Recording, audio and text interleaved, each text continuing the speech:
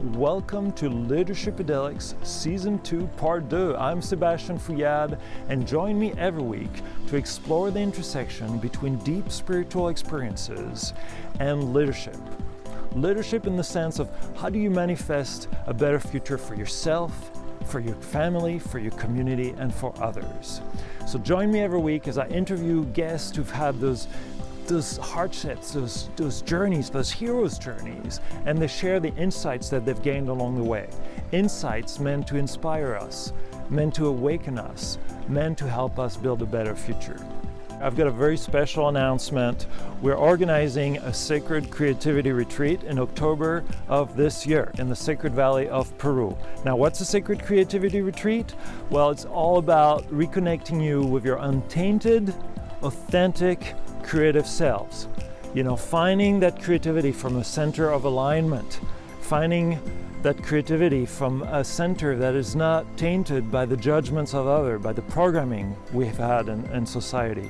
So if you're interested, check out the website retreat.fouillade.com. That's retreat.fooyad.com for more information. And I hope the stars align and I can see some of you there. This week on Leadershipedelics, I meet with Doctor Pamela Kryskow. Dr. Kryskow is the medical lead on the My Community Thrives teams that provide psilocybin therapy for patients with end-of-life anxiety who have Section 56 exemptions from the Health Minister of Canada. She's a founding board member of the Canadian Psychedelic Association and is part of an expert team working to give Canadians access to psilocybin at end of life. She's actively involved in research related to psilocybin, MDMA, ketamine, mental wellness, chronic pain, and neurogenesis. She's also a co-investigator on the largest microdosing study, which is ongoing with over 14,500 enrolled participants. And most of all, Pam is a human being with a love for nature, science, and community. We talk about the importance of mentors in our human journey, the curiosity of children and foraging with them out in the forest, the healing and integrative power of nature, and we shift gear to talk about the risk of being too evangelical about your experiences, especially the psychedelic experiences, with the need to give time for those to settle and be integrated in life rather than trying to go for a psychedelic passport from one experience to the next. And we also talk about lightheartedness in life and the need for connections, community. This is a beautiful interview. Many thanks to Pam for making time for this and for being patient as we were going through a lot of technical difficulties and when we recorded it. So enjoy it and see you on the other side. Welcome, Pam Kryskow, to Leadershipedelics. I'm so glad to have you here today. Thank you. Thanks. It's great to be here. I'm excited. Yeah, and we're both in the Northwest here. You're on Vancouver Island, and I'm blessed with a beautiful weather right now. So I get all happy when that happens. Like, are you blessed with that as well today? It is. It is a glorious day here in paradise. Absolutely, it is. Yeah, a great day to be alive. How do you welcome a day like this? Like, do you have rituals or habits? Like, how do you start your day? Yeah. We have very ritual day. My partner gets up before me. He makes 2 fantastic cups of coffee. Ooh. And I get one delivered to me. And then we sit in front of a window and watch the sun come up. Oh. And enjoy that that we live in a place that is so amazing, that is so beautiful in so many ways. And we enjoy a beautiful cup of coffee, and we start our day with silence and gentle conversation. Beautiful. Well, what do you see outside the window? What's your view? Well, I'm so blessed to live on the unceded territory of the Klahoose First Nation, and so I get to look into Desolation Sound at layers of mountains. Excuse me, and water, ocean, and forest, and cloudscapes. And in a few months, we'll see whales going by, humpback whales and orcas. And mostly right now, we just get to watch eagles and seabirds flying around. Oh, that's beautiful. We forget sometimes the beauty that's out there, like, and it's so nice to be able to talk about this because I mean I get to enjoy that as well. Like I've got a little bit of land on the Olympic Peninsula, and I would go out there, and it's just land, but it's just like being able to, connect with it and appreciate the beauty of it and that rhythm. Well, that the nature Olympic has. Peninsula is beautiful, like big trees, gorgeous, Oh yeah, mossy forests. yeah. Do you have a matching ritual to close the day? Unfortunately, not. I think it should be. I think we should have something that kind of, it's actually, thanks for asking, because that's a good thought, to be a little bit more thoughtful, as Oh opposed to well. just slamming into bed. Yeah. Yeah, I Yeah. mean it's interesting, right? Because sometimes after I've working with the medicine, we talk a lot about intent with the Mhm. medicine and opening the ceremony and creating that space and then closing the ceremony. Mhm. And I like to take some of those teachings, I apply that to the day. And, like, how do I properly close the day? How do I honor that? And sometimes it's hard because I have 3 kids, and Mhm. you get pretty busy, and you might be tired, but it's like, how do you properly do it? And I'm still working on that. That's why I was asking. Um, one thing I loved, and I don't know where I picked this up. It's when I was doing research and when we were talking before, but you presented yourself as a human being. And what does that mean for you to be a human being? Yeah, well, I've been really lucky that I've had a lot of really fantastic mentors that have always been a lot older than me, like decades and decades older than me. And to be able to see the excuse me, through their eyes, their perspective of, what it would be like to be older. And that mentorship has been very strong in that, be a whole human, you know. In youth, when we're young and we think we know everything, I had mentors saying, nothing, like it, gently guiding me to go, as you get older, you'll realize you know less and less than you thought you knew when you were younger. Also good mentors around body image, but especially for women, body image, and men too now, even more so. Body image is a big thing when you're younger. And I had mentors that were older that said, it's just a vessel for an amazing life. So celebrate Yeah. that, and don't take your body so seriously. Don't worry about it. And so, so really answering the question, I've had some good mentors that have helped me be a whole human and recognize that, you have to nurture all these parts of you. You have to nurture, the physical part of you, then nurture the spiritual part of you, nurture the intellectual, and recognize that you're not a thing, you're not a title, that you're many things, that Yeah. hopefully you're connected to nature, hopefully you're connected to people, hopefully you have purpose and meaning in your life, and recognizing that, we really do want to be, strive to be Renaissance people, that we Yeah. know that we're constantly learning, and especially leaning into areas that we know nothing about, with this childlike curiosity, and be around people that know way more than we do, so that we can learn from them. And yeah, so that's, to me, that's what being human is Oh, really, how can we nurture all the aspects of being a human and not have to be perfect at any of them. yeah. That's beautiful. What's helped you retain that child curiosity through the years? Yeah, well, obviously children are one of the best things. I have bountiful of nieces and nephews in my life, which I love. There's nothing like going on a hike with a 5-year-old, and you think you're going to go from here to here, and it takes you an hour to go from 10 meters. And the questions and the curiosity and the turning over and lifting of sticks and throwing things, and yeah, I love the scientific little brains of kids, that curiosity. Why this? What is this? How come this is doing that? So that's what keeps me now that I'm moving into the second half of my life, and it's Yeah. just being around kids and going, let's just slow right down. The journey is right here, right Yeah. now, with them, you know, there throwing Yeah. rocks in the river. Yeah, they're so in the present. I mean, there's so much to learn from that, and they get absorbed with the space and everything around them. It's like looking at my 4-year-old and taking her on walks in the forest.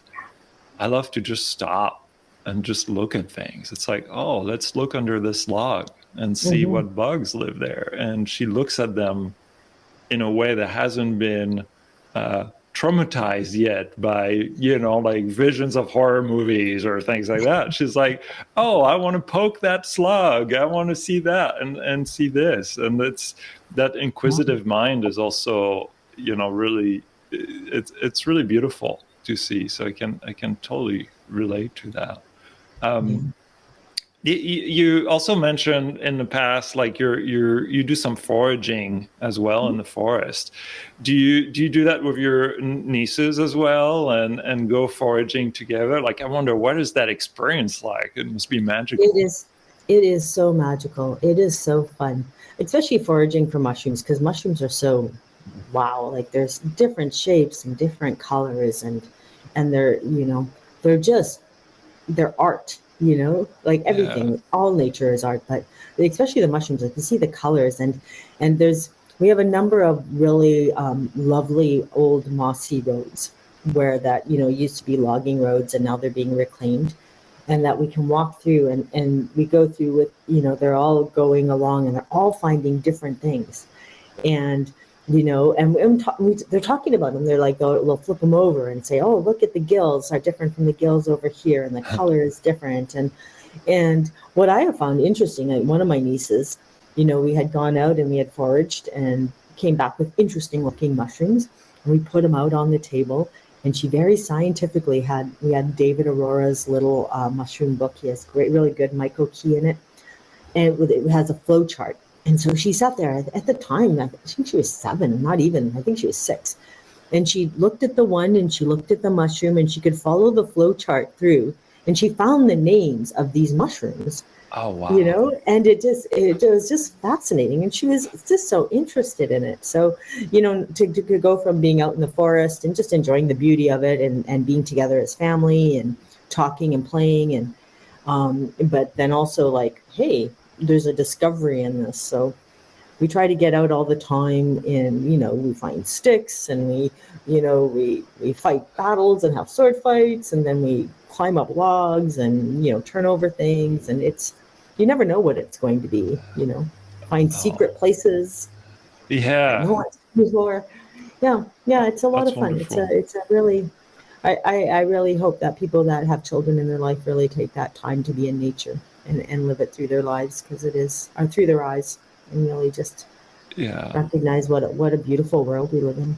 You got me inspired again. Now I'm like, okay, I want to go even deeper to look at the mushrooms with our daughter, and actually try to figure out what they are, because I don't forage for mushroom. I take lots of pictures of them because I love the beauty and the variety, and I know the differences, but like, unless it's like a Harmonita, a fly agaric mushroom, which is pretty obvious. I'm like, I don't know, it's white, it's got, I've done the spore prints a few times, and our daughter loves that. It's like she thinks it's like the coolest thing ever. But that got me inspired. I'm like, okay, now we can take that even further. Like, she's like 4.5. It might be a good time.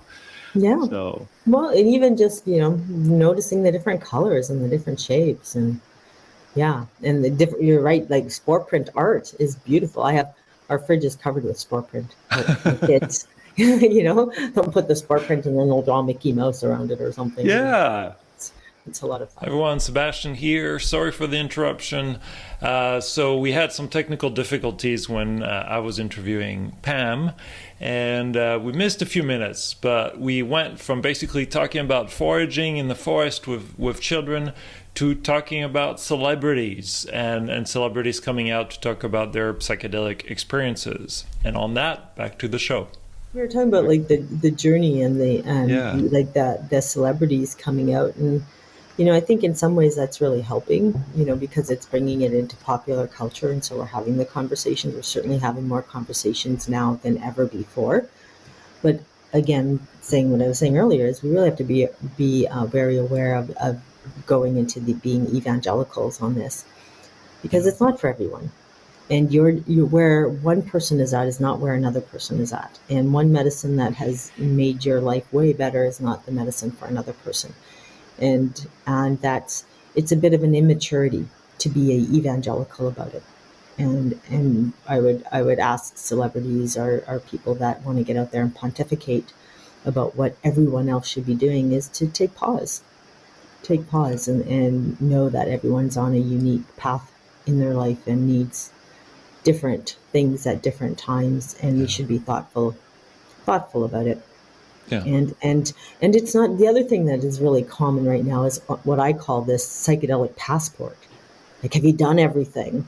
You know, Yeah. I'm gonna go do a chuma and ayahuasca, and next week I'm doing peyote, and then I'm doing this and I'm doing that, and I'm like, why? You know, like, why? Like, Is it really called this way? Like well, that's psychedelic what I passport? call it. Oh, okay. That's what I call it. I was like, because I have a lot of people say, oh, I'm doing this, and next week I'm doing that. And I'm like, oh, so you're getting your psychedelic passport. Why? Right? Like, why not have a profound experience and then integrate it? And like, Yeah. really integrate it. Go, who am I now? You know, I've had this ayahuasca ceremony, or I've had a mushroom ceremony, or I've had toad, and go, what did I learn, and how do I integrate that? Like, how do I bring that non-ordinary to the ordinary and integrate it into my life, take myself to the next level?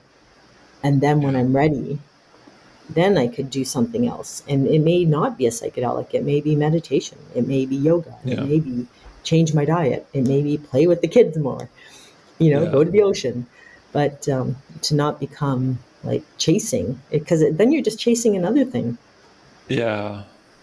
No, it's true, and it's interesting. Like, I look at some retreat centers. I mean, I worked with a retreat center in Peru, and I experienced other retreat centers, and they would pack a lot in a week or 2 weeks. It's like, oh, here's your 3 ayahuasca ceremony. Here's your toad ceremony. Oh, wait, by the way, you want another toad ceremony? We'll add one at the beginning. Oh, and then some San Pedro too.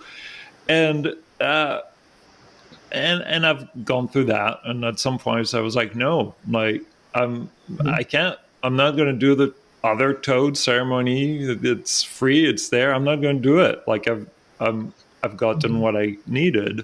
Mhm. Um, but then I've seen people who went through it and didn't where that didn't go through very well. I like that, that was because it was too far, it was too much. And so, like, you get to learn, I think, like, people who are also seeking psychedelic passports, as you're putting it, eventually, I'm hopeful, that's my positive side, but eventually they'll get the message, like, Mhm. and if you work with ayahuasca, it's like Mhm. it will kick your butt sometimes if you're pushing the boundaries too much, or and I've seen it many times. It's like, oh, I'm gonna get another cup. Well, it's like, oh, Yeah. okay, well, go do that and see what happens. And then it's like, oh, well, it taught me humility, it taught me to pace myself, and it taught me my boundaries, and um, so I think, to your point about, yeah, it allows those conversations, and maybe there are behaviors that are not um, ideal, but I also believe that eventually it will catch up with people that Yeah. I mean, or Or maybe it not. won't. For some people it'll be fine, and for others it won't be. But again, it's Yeah. like, life is to be savored and enjoyed and in the moment. And Yeah. if you're going to do a profound medicine that is going to be transformative, why not transform? Yeah. Why not take advantage of it and see the world through the new eyes, and the new, the widening of the blinders from what you went in. And Yeah. it's not for everyone. This is not we're not the rulers of the world. People can do whatever they want, but Yeah. I do hope people speak a little more, more humbly about it. Yeah. And that's that humbleness. Is that Mhm. humbleness? that humbleness. That's kind of a theme. One of the questions I ask people before they come to the podcast is like, what is a way psychedelics have helped you in the way you lead? And you mentioned being more humble, more grounded, more relaxed, and more fun. Like did that come in gradually through your work with psychedelics, or like, is this, again, I'm just curious from what you were talking about, how much integration did that require as you were working with psychedelics to reach that level? Oh, well, it's kind of hard to go back and look and go, oh, how much was it? I think it was bit by bit. I think just like we use a term that it's a journey. Life is like that, and it is that journey. I think you learn lots of things integrate, lots of things myceliate in our experience. Right? We may have come across a challenge one way, but then after a session, after a psychedelic session, you have a whole new way of coming up, or a whole new way of showing up. And so I think it's been bit by bit by bit. For a long time, I thought I had to fix people, had to help people get fixed. And now I'm like, no, I'm just here to help.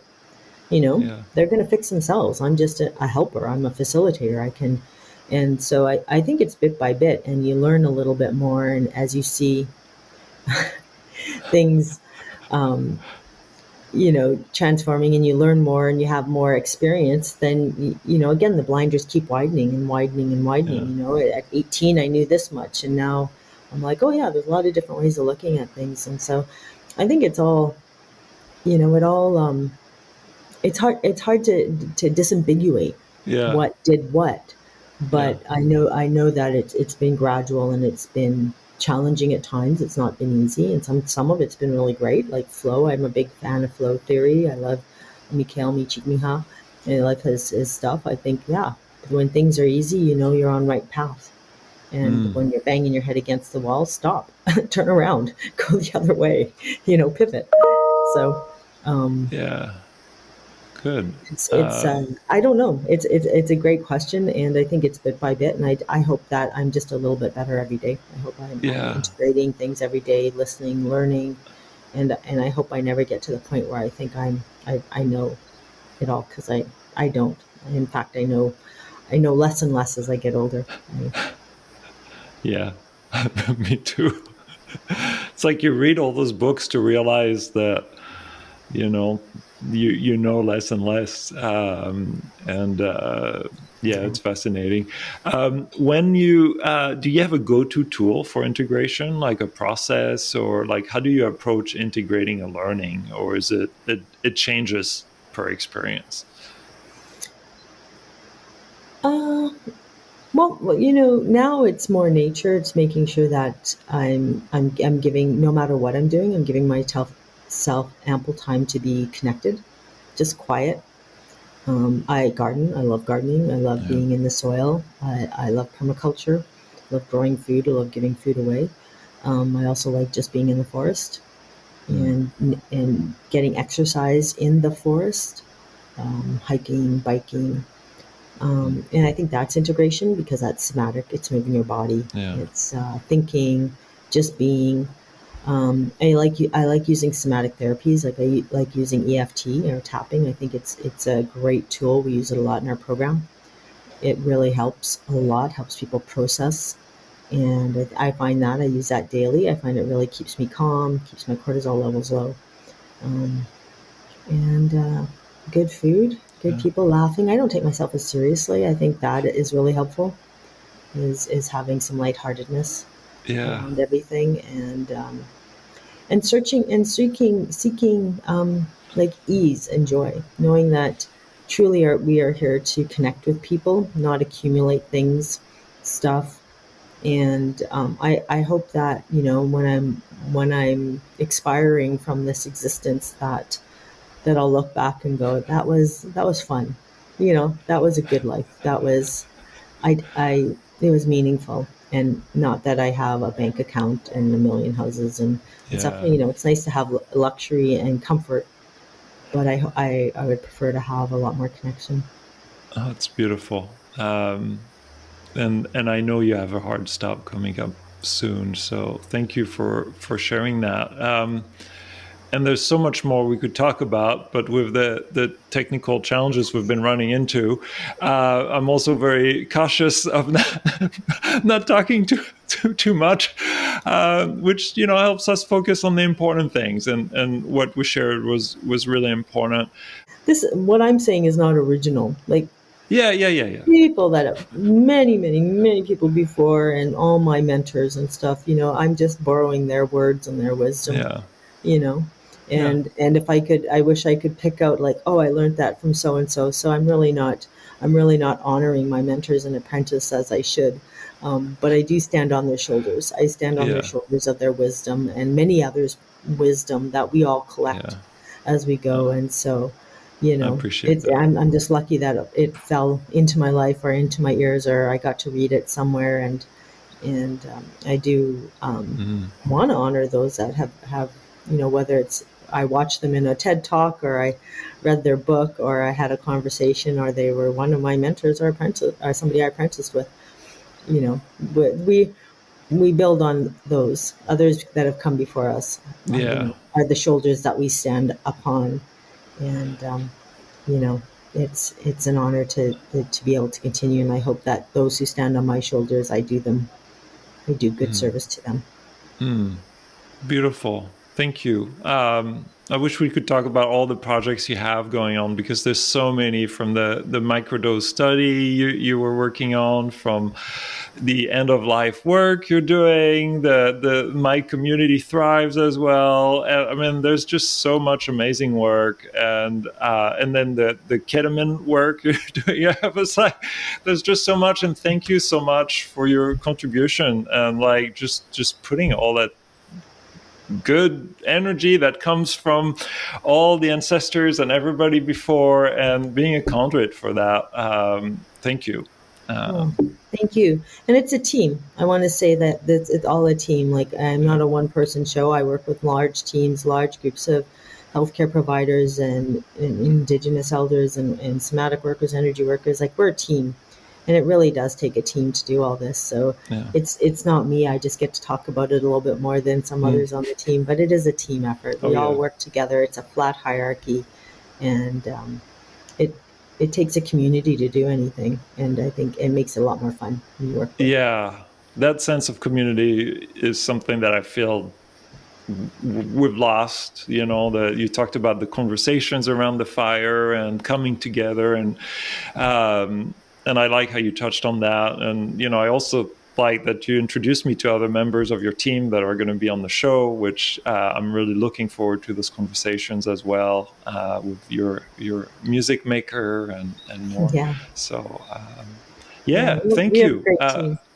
It looks awesome. I hope one day I can meet all of you in person and get to know you on a more human level than, with the technical difficulties between us. But we're still we can do it again, and we can talk about a few other things. Thanks for listening. If you like the show, please subscribe to it on Apple Podcasts, follow me on Instagram at Leadershipedelics, or stop by my website and say hi at fooyad.com. That's FOOYAD. There's a lot going on. I've got a retreat coming up in October. I've got Flute Fridays, and I'd love to hear from you all, the listeners that tune in every week. And if you have suggestions for future guests, don't hesitate to reach out. I'm there, and I'd love to get more guests on the show. Thank you. Have a great day.